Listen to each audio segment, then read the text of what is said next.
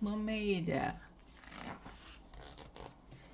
Ariel's secret grotto was her favorite place in the sea. It was where she kept all the objects that she'd found from the world above. She was fascinated with humans, even though her father forbade her to have anything to do with them. During her last trip to the surface, Ariel had rescued a handsome prince named Eric. When a terrible storm sank his ship, she had fallen in love with him, but since he was human, she left before he could see her. A while later, Ariel's fish friend Flounder found a statue of Eric and surprised the mermaid with it. She swam above to the statue and began to talk to it. Ariel cried Sebastian, a crab who was her father's advisor. Get a hold of yourself, that's not human, it's a hunk of rock. Ariel ignored him. The statue said that if you two would please excuse us, he has something he'd like to tell me. Ariel placed her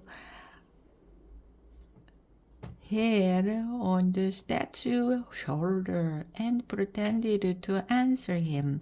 Why, yes, I'd love to marry you, Eric. Marry? Sebastian roared as he swam back into the grotto. Grotto. He will do not such a thing. In the name of His Royal Highness King Triton, I forbid this kind of talk. Oh, Sebastian, Ariel said impatiently, it's a statue. Remember, I'm just pretending. Don't worry about don't worry and please don't tell my father, okay? Sebastian reluctantly shook his head.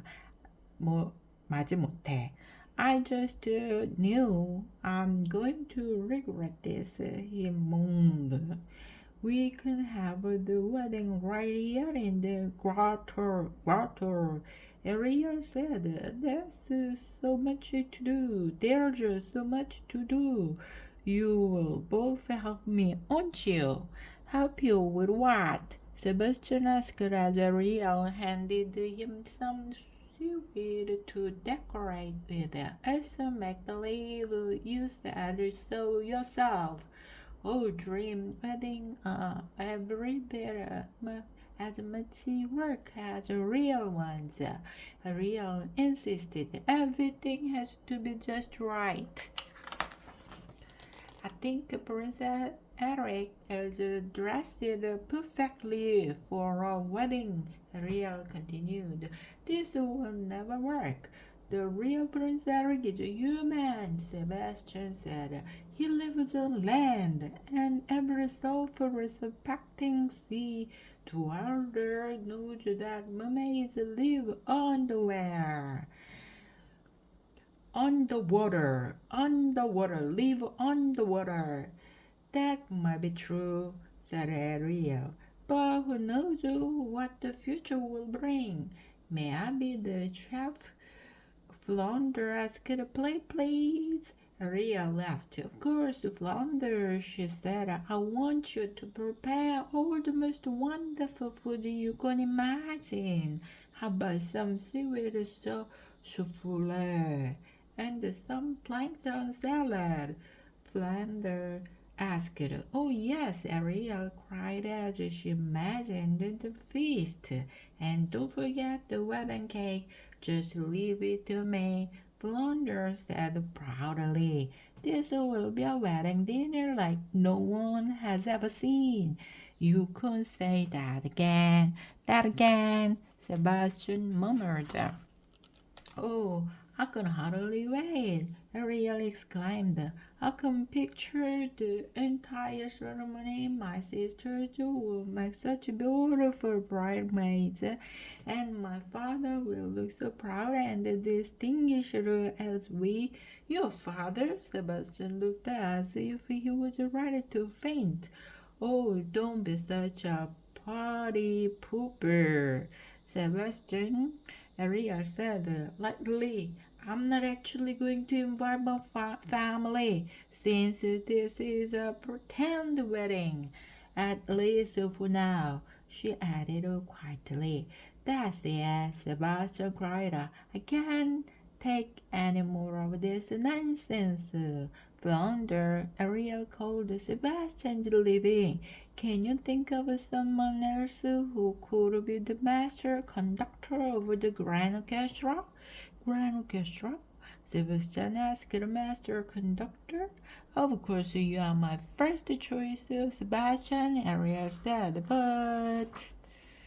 but nothing, Sebastian cried. A crab must do what a crab must do. The pretend wedding must go on. Grabbing a candlestick from Ariel, Sebastian began to conduct his pretend orchestra.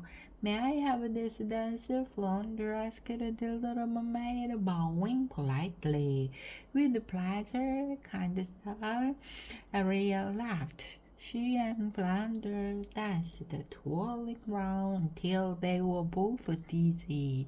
That evening, Ariel was trying on a veil she had made when Flounder arrived with a pearl necklace. Oh, Flounder, it's beautiful! Ariel gasped with delight.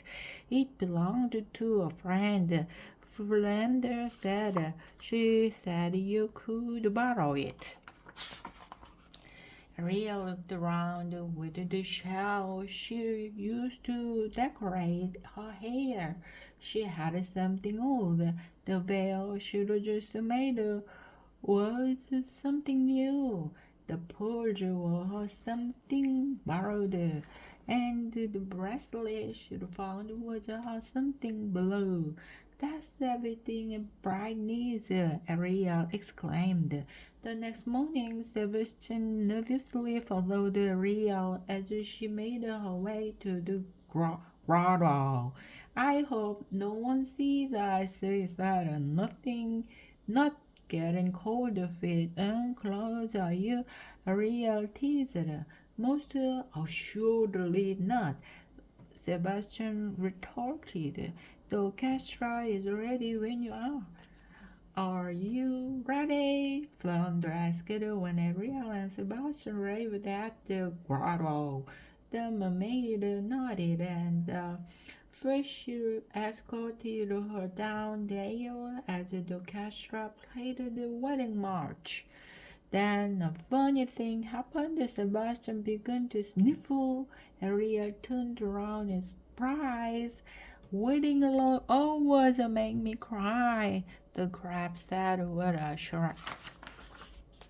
Then Sebastian cleared his throat and moved to the front of the grotto, 작은 동굴. Do you, Princess Ariel? Take this, or this statue to be your. Now listen closely to this part, young lady. Make believe his man.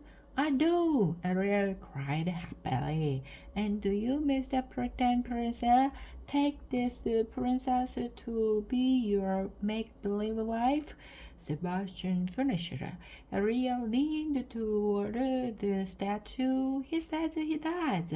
She told the crab with a giggle. Well then, I suppose I have to pronounce you imaginary husband and wife. Sebastian said, Hooray! Flounder cheered. with her eyes glowing like stars. Ariel hugged her friends. Oh, thank you. This has been a wonderful pretend wedding, she cried. And now I'm inviting you both to my real wedding to Prince Eric. I'm not sure when it will happen, or where or how, but I know it will. It won't matter that there's one ocean of difference between us, and nothing can stand in the way of true love. Ariel sighed with happiness, imagining that she was really marrying Eric. At the end of the ceremony, they would kiss. She cried suddenly. She realized that she was actually kissing a very statue flounder. Ah, Sebastian shouted. See what comes of thinking a maid could marry a human prince, as if that could have really happened. But I really didn't care what Sebastian said. She knew in her heart that someday she and Eric would live happily ever after.